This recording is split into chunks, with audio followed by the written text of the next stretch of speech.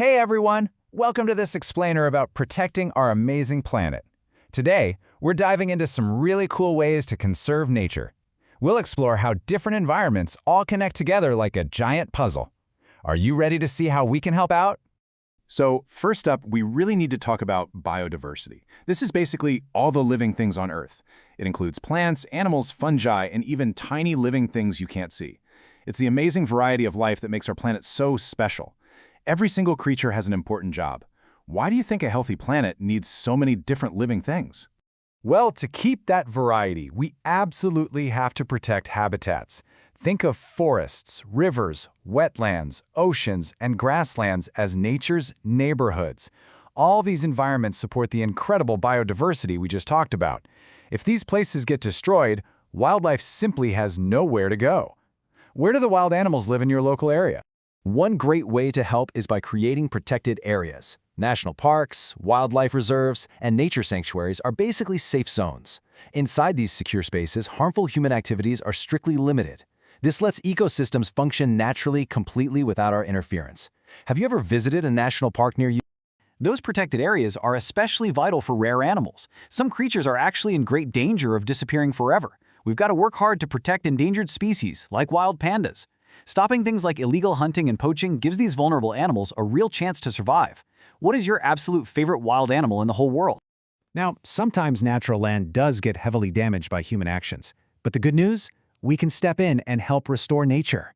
By planting new trees and cleaning up rivers, we give nature a chance to bounce back. Rebuilding these habitats creates brand new homes for those endangered species. Do you think nature can fully heal with our help? Restoring nature is awesome, but preventing the damage in the first place is even better. We need to use our Earth's resources very carefully.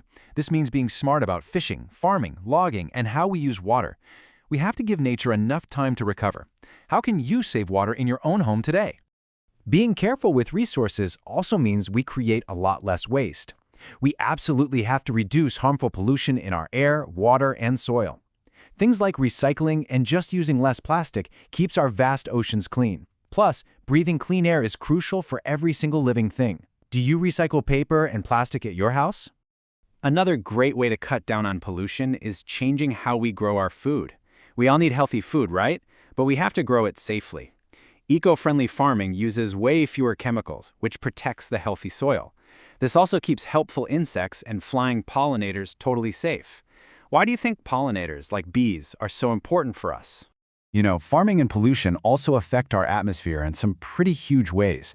Our planet is actually getting warmer, and that directly harms wildlife habitats. We have to fight climate change to keep the Earth safe. Using renewable energy and planting trees really helps stop dangerous greenhouse gases. Can you remember to turn off the lights when you leave a room today? Climate changes can also force animals and plants into totally new, unusual environments. Sometimes, non-native species move to brand new places where they don't belong. These are called invasive species, and they can spread fast and really harm local environments. They literally steal food and space from the native wildlife. What native plants belong in your local park? Understanding all these different threats is the very first step toward finding solutions. Good education is a super powerful tool for saving the Earth. Learning about nature helps people make much better, greener choices. And the best part? You can educate others and raise awareness right in your community. Who are you going to teach about this amazing planet today?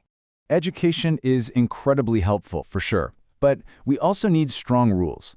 Environmental laws and dedicated park rangers protect wildlife and their habitats. Governments and local communities really must work together to enforce these rules. These laws basically make sure that everyone does their fair share to help. Do you think strict rules are the best way to keep wild animals safe? With all these big rules and systems, you might be wondering, where do I fit in? What can you actually do right this minute? Well, everyone can do things like plant trees, save water, and respect local wildlife.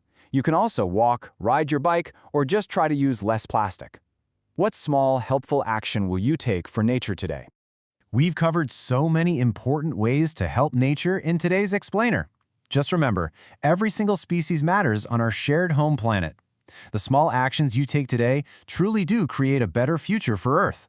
Every living thing relies on others to survive and thrive. So, if even one species disappears forever, how might that change our entire world?